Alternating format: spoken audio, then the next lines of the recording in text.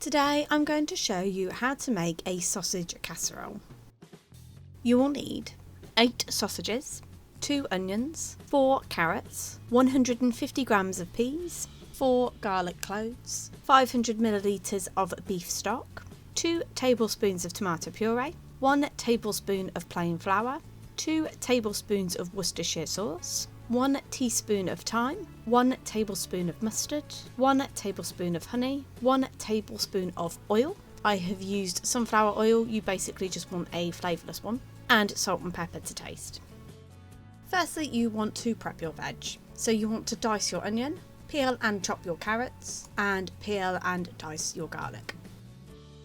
Then to a saucepan add your oil, and over a low to medium heat fry your sausages until browned.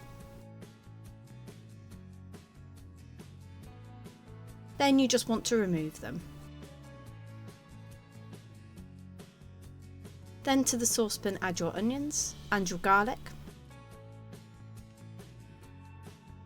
Then add your mustard and your honey.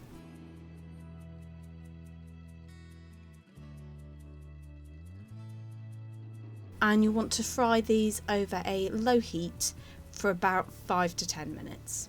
Then add your sausages back in and add your flour and give this a really good stir to coat the flour over the sausages and onions.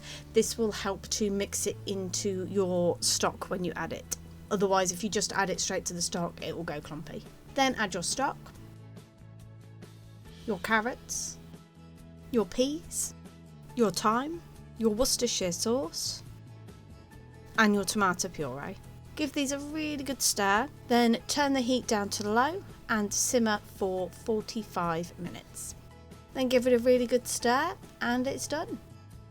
I just like to serve mine with mashed potato, but there you have it. That's how you make a sausage casserole.